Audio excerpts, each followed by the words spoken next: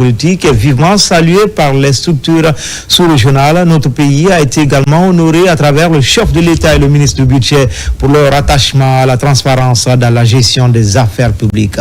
Mohamed Seyar Souma. En quête permanente de moralisation de la vie publique, l'État guinéen développe les mécanismes de transparence. L'audit interne, par exemple, est en réflexion. Il pourrait éventuellement s'inviter dans l'administration, en témoigne la présence à Conakry des auditeurs de l'Afrique de l'Ouest. Au niveau de la gouvernance en Guinée, les autorités et le plus haut, qui est le général Mamadi Doumbouya, optent pour la transparence. Alors c'est sur cette base, nous nous sommes dit, ensemble, contribuons à la moralisation de la gouvernance en Guinée. L'espoir semble permis avec les résolutions de la récente conférence. Là où on a besoin d'avoir des hommes intègres, cette préoccupation ne sera plus la leur parce que à travers les actions qui seront menées, les uns et les autres vont s'approprier, adhérer à toutes les valeurs qui sont importantes pour la gestion d'un ministère, pour la gestion d'une organisation et atteindre les objectifs qui sont assignés aux uns et aux autres. L'audit interne bénéficie du soutien présidentiel sous la conduite du ministère du Budget, un engagement politique de taille qui a permis le succès des assises de Conakry, une première depuis plus de 20 ans d'existence. Le président aussi l'a dit, l'importance de la transparence de la gestion des finances publiques.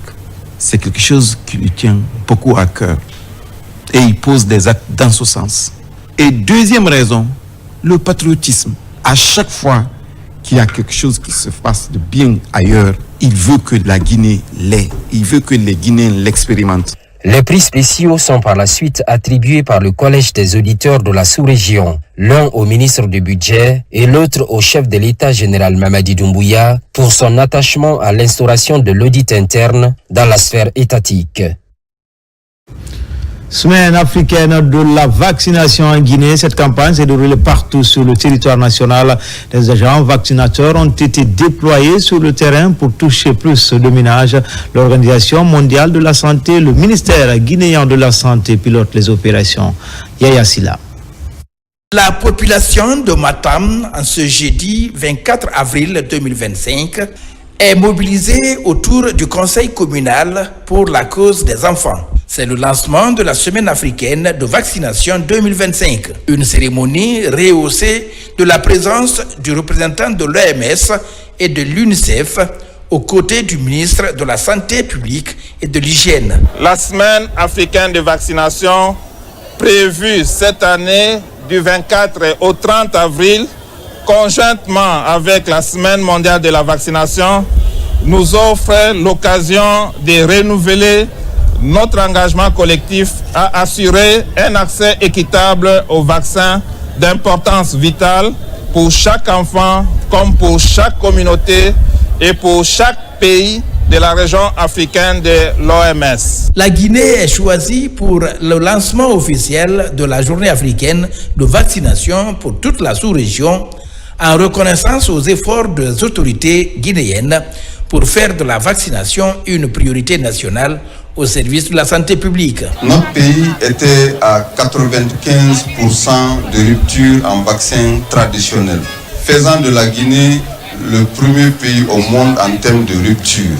Nous avions également le nombre le plus élevé d'enfants 0-12 et sous-immunisés, c'est-à-dire des enfants qui n'ont jamais reçu une dose de vaccin à la naissance ou qui n'ont pas complété le calendrier vaccinal. Et avec la vision du général président, nous avons réussi à faire adhérer notre pays à l'initiative pour l'indépendance vaccinale. Ça a été décrit tout à l'heure par nos deux artistes. Cette initiative nous a permis aujourd'hui d'avoir des vaccins suffisamment, mais des vaccins de qualité. La semaine africaine de vaccination vise à accroître la compréhension de la valeur des vaccins et à créer une demande de vaccination à la fois en tant que droit et responsabilité des individus et des communautés au sein des États membres, conformément au plan d'action mondial pour la vaccination. En province, dans la région de Mamou, après des journées de résistance de reconnaissance en faveur des acquis du CNRD, le ministre des Mines et de la Géologie rencontre les autorités morales de la ville Carrefour. L'objectif, passer le message de remerciement des autorités de la transition. Marwan Kamar. Il est 19h précisément à la place des martyrs de la préfecture de Mamou, après une journée de célébration des acquis du CNRD. Ici, l'engouement est encore remarquable. Jeunes et femmes sont toujours présents pour exprimer leur satisfaction aux organisateurs et soutenir les autorités de la transition dans les initiatives de développement. Nous sommes très contents jusqu'à présent, l'événement ça continue. C'est comme ça on a voulu que la Guinée, qu'on a souhaité qu'elle soit comme ça, unie. Un signe pour prouver au président que nous sommes pour lui. Nous ne sommes plus là pour qu'on nous utilise.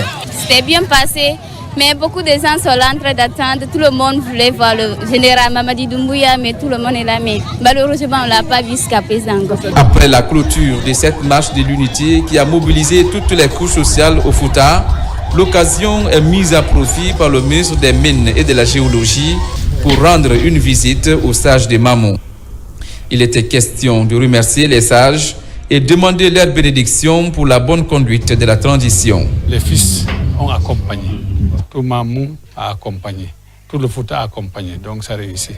Donc nous aussi, nous avons béni pour eux, nous les avons encouragés à se tenir la main et à accompagner le général Mamadi Doumbouya et à travailler dur pour nous sortir de la situation difficile dans laquelle nous trouvons.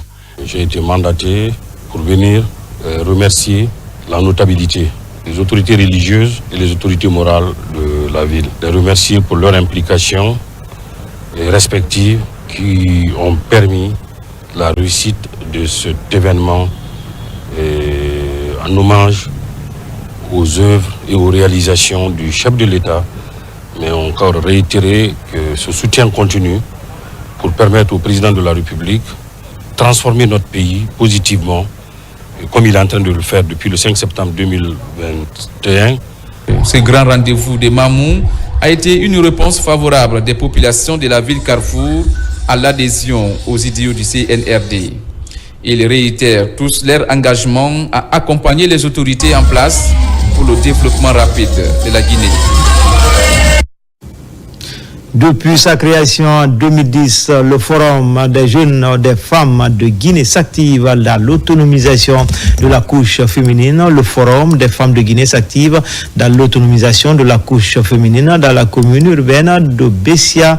Les femmes du quartier Tanene Marché sont formées dans la fabrique locale du savon. Cette initiative du nouveau conseil de quartier, l'idée de rendre plus autonomes ces dames et lutter contre la précarité dans cette localité. Moussa Kouyaté, Mohamed Silla.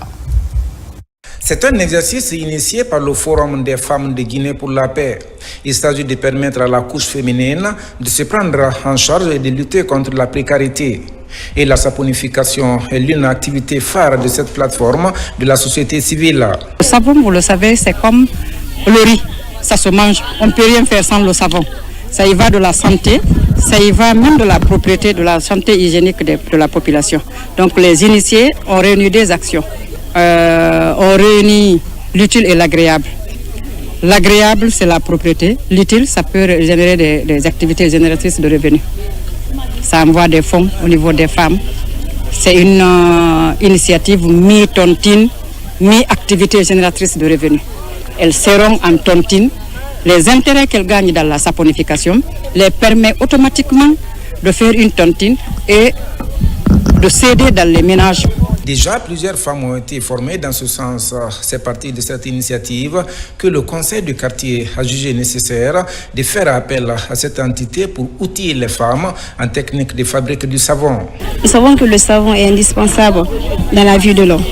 Donc, quel qu'en soit ce que nous entreprenons, quel qu'en soit ce que nous faisons, nous avons besoin du savon, c'est-à-dire qu'il puisse aussi nous accompagner dans l'hygiène. Nous avons planifié beaucoup d'activités, pas seulement la saponification. Donc ça, ce n'est que le début.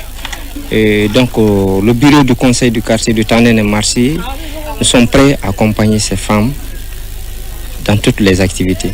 Les femmes, auparavant, ils étaient habituées à des miettes. Donc nous, on est venus, on les a dit de se regrouper, d'être en groupement. C'est dans ça qu'on peut, sur les formations, mettre les activités en place, les activités de revenus. À travers cette activité génératrice de revenus, le combat pour l'autonomisation des femmes se poursuit. Certaines déjà formées reçoivent ainsi leur attestation. Elles sont déjà qualifiées pour créer leur micro-projet et prêtes à former leurs consoeurs dans la fabrique locale du savon. Enfin, sport noblard avec le gala de boxe à Conakry, la fédération guinéenne de boxe en collaboration avec la Ligue régionale de boxe de Conakry organise le gala de l'unité, de la cohésion et de la refondation. La Lonagui accompagne cette compétition sportive qui s'est tenue à la Blue Zone de Kaloum. Ali Badara Kondé. Ces jeunes boxeurs sont venus des différentes régions du pays. Ils participent à ce gala de boxe. Un gala organisé par la Fédération guinéenne de boxe en collaboration avec la Ligue régionale de Conakry et la Lonagui. Ce gala de boxe est placé sous le signe de l'unité nationale, de la cohésion et de la refondation de la boxe guinéenne. Nous avons tout le plaisir d'organiser ce gala de l'unité, la cohésion et la refondation de la boxe guinéenne à l'honneur du président Mamadi Doumbouya. Et nous nous sommes un peu inspirés depuis qu'il est venu et de tous les actes qu'il a posés dans le sens du développement de notre pays. Donc nous remercions aussi Monsieur le ministre des Sports Keyamo Bogola d'être venu. Je suis agréablement surprise parce que c'est une découverte pour moi. Le premier gala de boxe auquel j'ai assisté, c'était vraiment un gala qui visait plus les étrangers et autres. Aujourd'hui, je vois des Guinéens, des Guinéennes boxer et voir des jeunes épanouis autour d'une activité sportive. Et vraiment, c'est quelque chose qui, nous, à la Lonagui, nous fait plaisir. Ce gala de boxe a regroupé 32 boxeurs et 16 combats ont été livrés, ainsi que 2 combats internationaux entre la Guinée et la Sierra Leone. Elles sont que bonnes, les impressions. Dans la mesure où ça sont les activités qui nous permettent vraiment de stimuler les autres à faire la même chose que les anciens qui sont passés. Ce qui nous manquait, c'est commencer.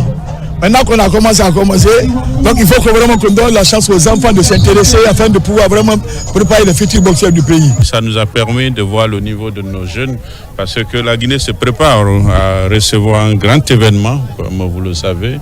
Le mois prochain, nous allons recevoir l'Afrique ici pour les catégories jeunes. Et là, beaucoup de ces jeunes, certains sont à l'internat et il est important que la famille soit réunie et que nous parlons le même langage, nous puissions bien nous préparer et pour passer un message à toute l'Afrique pendant la compétition qui aura lieu le mois prochain. À l'issue de ces combats, 16 médailles d'or et d'argent ont été décernées aux vainqueurs. C'était tout pour les infos. Tout le plaisir a été pour moi de vous servir. Je vous retrouve à 20h30 dans la grande édition du soir. À tout à l'heure pour d'autres actualités sur la Guinée, notre paradis terre de richesse et d'innovation. Inch'Allah.